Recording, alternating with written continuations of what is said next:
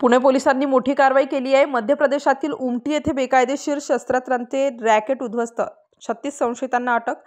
संघटित गुन्हेगारी विरुद्धच्या मोठ्या तपासाचा भाग म्हणून पुणे शहर पोलिसांनी मध्य प्रदेशातील उमटी परिसरात एक मोठे आंतरराज्य बेकायदेशीर शस्त्रास्त्र उत्पादन आणि तस्करी रॅकेट उद्ध्वस्त केले आहे। या सुनियोजित कारवाईत 36 संशयितांना अटक करण्यात आली आहे।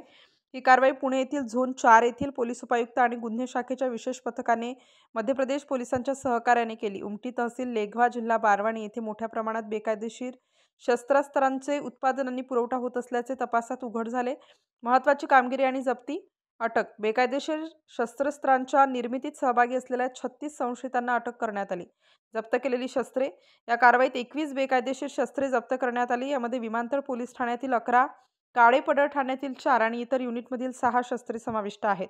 निकृष्ट दर्जाचे कारखाने उद्ध्वस्त, शस्त्रे तयार करण्यासाठी आणि तयार करण्यासाठी वापरले जाणारे सुमारे 50 भड्ड्या लहान कारखाने जागीच उद्ध्वस्त करण्यात आले। अत्याधुनिक साहित्य जप्त, अत्याधुनिक पद्धतींचा वापर करून शस्त्रे लोड करण्यासाठी वापरले जाणारे साहित्य देखील जप्त करण्यात आले।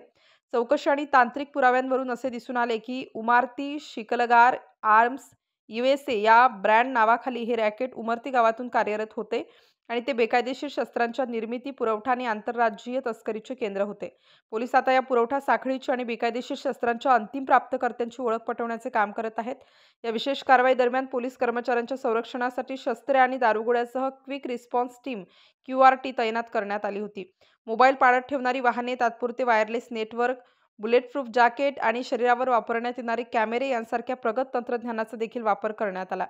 पुणे पोलीस आयुक्त श्री अमितेश कुमार, सह पोलीस आयुक्त श्री रंजन कुमार शर्मा आणि इतर वरिष्ठ अधिकाऱ्यांच्या मार्गदर्शनाखाली ही यशस्वी कारवाई करण्यात आली। ही कारवाई करण्यासाठी झोन 4 चे पोलीस उपायुक्त श्री सोमय मुंडे यांच्या नेतृत्वाखालील पथकाने गुन्हे शाखेचे पोलीस निरीक्षक श्री वाहिद पठाण आणि इतर अधिकाऱ्यांसह पुण्यापासून 500 किलोमीटर अंतर प्रवास केला। स्टार न्यूजसाठी जाकीर शेख, नाशिक।